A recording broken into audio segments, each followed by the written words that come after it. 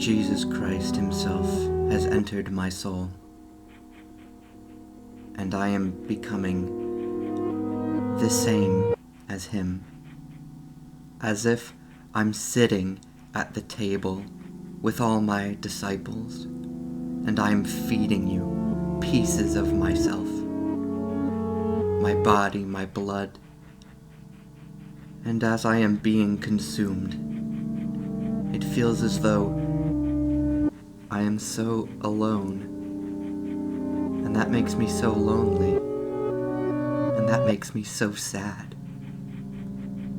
and I don't know what to do. I don't know what to do. Can someone please hold me? No, you don't deserve to be held. You deserve to hang from the ceiling, because you're just like me. We're the exact same thing. I'm just hoping Ralph is on his way, because I don't know how much of this I can take. I don't know how much longer I can live here. Did you know that if you train hard enough, you can actually unhinge your jaw like a snake? Humans can do that. It's crazy. I've done it once before. I tried eating an apple, and my mouth could just eat the whole thing in one gulp, because I taught myself how to unhinge my jaw like a snake. It's wonderful. Humans are capable of such amazing things, yet such horrendous, terrible things as well.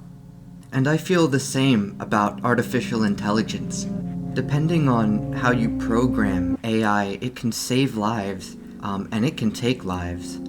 So that's something we have to be incredibly careful with, if humanity has any chance of making it another, 100 years.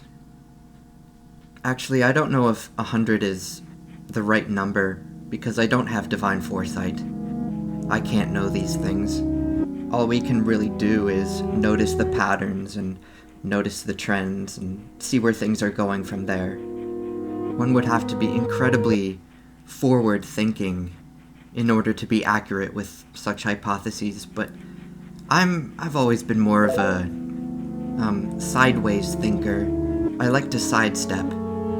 There's nothing more rewarding, in my opinion, than causing someone informational whiplash.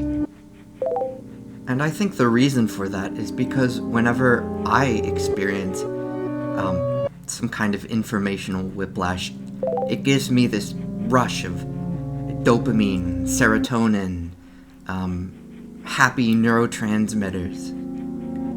So I've taken it upon myself to gift people with this wonderful feeling of not knowing what to expect. And contrary to popular belief, there is no such thing as too much of that. Okay, maybe there is such a thing as too much of that.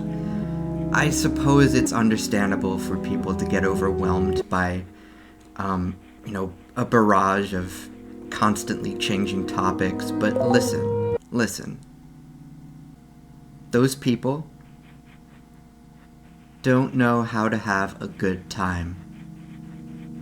And I know how to have a great time. Also, guess what I brought with me? Guess what I had in my pocket the entire time, and I didn't even know.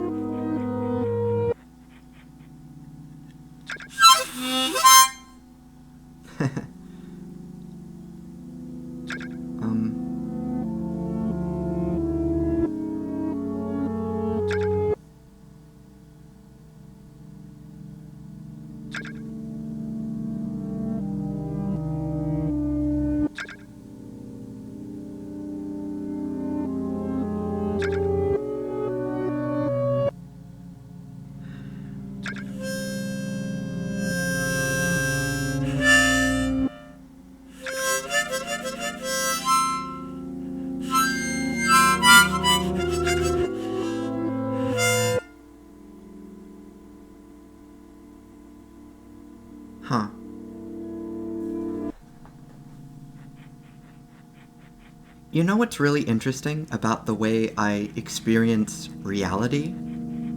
Is that I don't have a good grasp of what I'm doing unless I'm doing it. Like, this applies to pretty much any activity. Food, for example. I don't have a healthy relationship with eating unless I am eating. If I'm not eating, it's disgusting. And this applies to pretty much everything, like work and sex and exercise and creativity. Unless I'm doing it, it's not right in my head. It doesn't feel correct.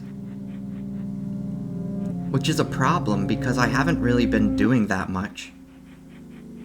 Which is why I, pretend I am. Because if I can pretend, maybe I can convince myself that I'm doing it forever. I like to think that in every moment, there are a million infinities. Not 100, not 1,000, a million.